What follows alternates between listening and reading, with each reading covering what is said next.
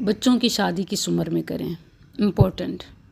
ماؤں کو ہمیشہ یہی فکر ہوتی ہے کہ بچوں کے ہاتھ جلدی پیلے کر دیں، بہو لے آئیں، بیٹیاں گھروں کی ہو جائیں۔ اچھا، یاد رہے کہ جو علماء اس طرف زور دیتے ہیں کہ بلوغت کے ساتھ ہی اوائل عمر میں ہی نوجوانی میں شادی ہو جائے تاکہ حرام کاریوں سے بچ سکیں، اس کی وجہ یہ ہے کہ فتنے بہت زیادہ ہیں، اور اگر بچوں کو یہ بات سمجھانے میں آپ کامیاب ہو جائیں کہ شادی کے لیے بہت وقت پڑا ہے، اور علم اور عمل اور محنت کا خاص طور پر یہ جوانی کا وقت ہے، تو یہ بھی عین شریعت ہے۔ ایسا نہیں ہے کہ دیر سے شادی کرنا یا پڑھتے رہنا، کیریئر بنانا یہ شریعت کے منافی نہیں ہے۔ میں تو یہ سمجھتی ہوں کہ ہم بچوں کی شادیاں اتنی جلدی کر دیتے ہیں کہ وہ ابھی شادی کے ادب و آداب، ذمہ داریوں سے ہی ناواقف ہوتے ہیں، اور ایسے کہتے ہیں کہ مائیں تربیت نہیں کر سکی تو آنے والیاں تربیت کر دیں گی، یا شادی ہو جائے گی تو خود ہی عقل آ جائے گی۔ یہ سوچ بالکل غلط ہے۔ اب دیکھیں کہ سب سے پہلے علم و عمل ہونا چاہیے، کردار کی پختگی ہونی چاہیے، اور پھر شادی ہونی چاہیے۔ لڑکی لڑکوں کو ماں باپ کے ادب و آداب، احترام، حقوق کا ہی نہیں پتہ ہوتا۔ آپ اس دائرے کو اور بڑھا دیتے ہیں، ان کی زندگی میں کچھ اور لوگوں کو بھی شامل کر لیتے ہیں جو آپ کی عزت، احترام، حقوق نہیں جانتے، وہ اور کے حقوق، ذمہ داریاں کہاں پورے کریں گے؟ یاد رکھیں، شادی سے عقل نہیں آتی، عقل آ چکی ہو تو شادیاں کریں۔ اصحاب رسول صلی اللہ علیہ وسلم نے اپنی جوانی کو تعلیم و تعلم کے لیے وقف کیا ہوا تھا۔ آپ دیکھیں تو اصحاب صفہ اکثر کنوارے نوجوان تھے۔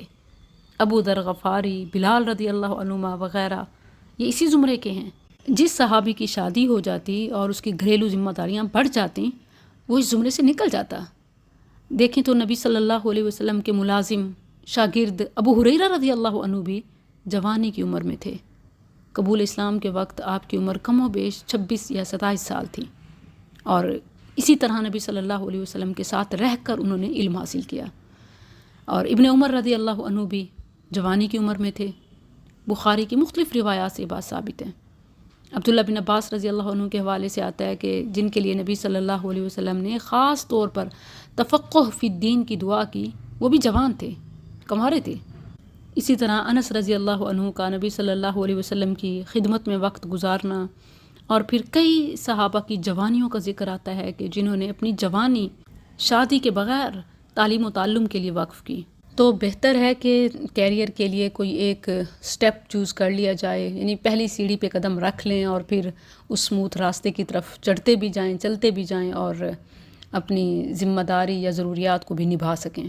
میں یہاں خطیب بغدادی رحمہ اللہ کا ایک قول جو الجامع لاخلاق الراوی و آداب السامع میں ہے، یستحب للطالب ان یکون اصبم ما امکنہ، طالب علم کے لیے مستحب ہے کہ وہ جہاں تک ممکن ہو غیر شادی شدہ ہو۔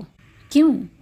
تاکہ شادی کے بعد گھریلو ذمہ داریاں یا اسی طرح مصروفیات حصول علم اور کیریئر بنانے میں رکاوٹ نہ بن جائیں۔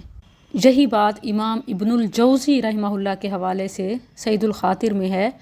وہ فرماتے ہیں کہ میں بگنر اسٹوڈنٹ یعنی مبتدی طالب علم کے لیے یہ بات پسند کرتا ہوں کہ وہ نکاح نہ کرے۔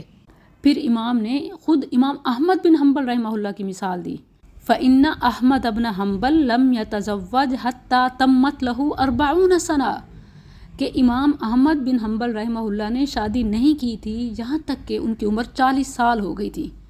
وَهَذَا لِأَجْلِ الْعِلْمِ، اور اس تاخیر کی وجہ حصول علم تھی۔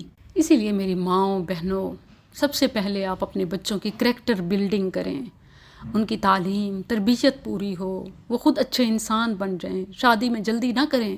یہ جو بچہ سنبھل نہیں رہا یا بے راہ روی کا شکار ہے، چلو جی شادی کر دیں خود ٹھیک ہو جائے گا، یہ اپنے گلوں سے اتار کر دوسروں کے اوپر ڈالنے والی بات ہے۔ بعد میں پھر آپ پرائی بیٹی کو یا دوسرے خاندان کو الزام دیں کہ ہمارے گھر کا سکون برباد کر ڈالا، نسلوں کو بگاڑ دیا۔